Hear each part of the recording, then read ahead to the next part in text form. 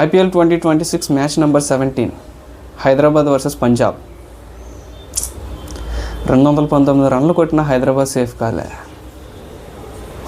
పంజాబ్ ఉన్న ఫామ్ అలాంటిది. ఓడి అమ్మా, అసలు ఏం ఆడారు భయ్యా.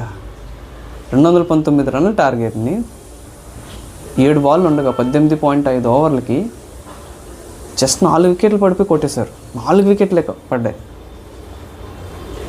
Sarpanch Saab, the captain Shreyas Iyer not out and the player of the match award కూడా తనకే. అండ్ ఇక్కడ ఒకటి మనం గుర్తుపెట్టుకోవాలి, IPL 2026లో ఒక్క ఆర్ఆర్ఏ కాదు, పంజాబ్ కూడా ఇంకా అన్బీటెన్ టీమే. కేకేఆర్ మీద ఒక్క నో రిజల్ట్, కానీ ఏమో చెప్పలే అప్పుడు కేకేఆర్ ఉన్నటువంటి ఫామ్, ఇప్పుడు కేకేఆర్ ఉన్నటువంటి ఫామ్కి పంజాబ్ ఉన్న బేభత్సమైన ఫామ్. పంజాబ్ ఉన్నటువంటి ఫామ్కి కేకేఆర్ కనే కనిపించి ఉండదేమో బహుశా. సో పంజాబ్ ఆ లెవెల్ ఆఫ్ పర్ఫార్మెన్స్ ఇస్తుంది IPL 2026లో. అండ్ లాస్ట్ ఇయర్ కూడా రన్నర్స్ వాళ్ళు లాస్ట్ ఇయర్ ఏం తక్కువేం కాదు. And the credit, absolutely the credit goes to Ricky Ponting and Shreyas Iyer అనే చెప్పాలి పక్కాగా. వాళ్ళ ఓపెనర్స్ అంతే బేభత్సంగా ఉన్నారు, వాళ్ళ బౌలర్స్ అదే విధంగా ఉన్నారు. అండ్ మిడిల్ ఆర్డర్స్లో శ్రేయస్ అయ్యర్ నుంచి మొదలు పెడితే అదే ఫామ్ కంటిన్యూ చేస్తున్నారు. లాస్ట్ సీజన్లో కూడా చూసాం కదా, ఐ థింక్ SRH మీద అనుకుంటా. సో ఎంత రన్లు కొట్టినా కూడా సేఫ్ కాదు ఇక్కడ, అలా ఉంది పంజాబ్ ఫామ్. అండ్ మ్యాచ్ గురించి మాట్లాడుకుంటే, టాస్ గెలిచి ఫస్ట్ బౌలింగ్ తీసుకున్నటువంటి పంజాబ్ ఎక్స్పెన్సివ్గానే పడ్డాయి. హర్షదీప్ 2 వికెట్లు తీసుకున్నప్పటికీ హాఫ్ సెంచరీ 4 ఓవర్స్లో. తర్వాత బాట్లెట్ కూడా ఒక 40+ తగిలాయి. అండ్ SRH మళ్ళీ ఒక పాత వైపుని చూపించగలిగారు ఓపెనర్స్. సో మళ్ళీ అదే ఫామ్లోకి వచ్చారు. సో రన్ ఫెస్ట్ అనుకున్నాను, కానీ తర్వాత కొంచెం పార్ట్నర్షిప్స్ మళ్ళీ డౌన్ అవ్వడం, వికెట్స్ కొంచెం ఎర్లీగా వికెట్స్ ఫాల్ అవ్వడం. అండ్ పంజాబ్ కూడా మంచిగా తర్వాత డిసిప్లిన్డ్గా బౌలింగ్ చేయడం. శశాంత్ సింగ్ మంచి బ్రేక్ ఇచ్చాడు, ఒకే ఓవర్లోనే ఓపెనర్స్ని అవుట్ చేసేసి. అండ్ ఇంకా తర్వాత నుంచి ఇంకా డౌన్ అయిపోయింది.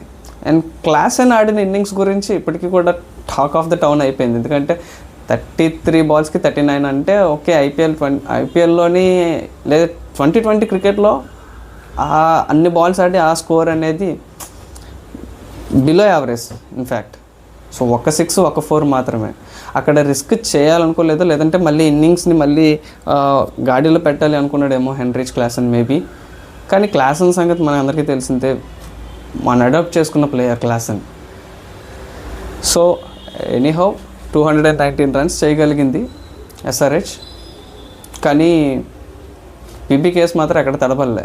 ఓపెనర్స్ ఇద్దరు బాగానే ఉన్నారు. అండ్ 34 అనుకుంటే 34 రన్స్కి అవుట్ అయిపోవాల్సింది ప్రభ్ సిమ్రాన్, జయదేవ్ ఉన్నత్కత్ బౌలింగ్లో. Okay, it's a tough chance, కానీ ఉన్నత్కత్ పట్టుండాల్సింది బహుశా. అది పట్టుంటే బహుశా ఏమో చెప్పలేం, కొంచెం కాంపిటీషన్ ఇచ్చి ఉండేవారేమో. కానీ వాళ్ళిద్దరు పార్ట్నర్షిప్ కూడా హైలైట్ భయ్యా.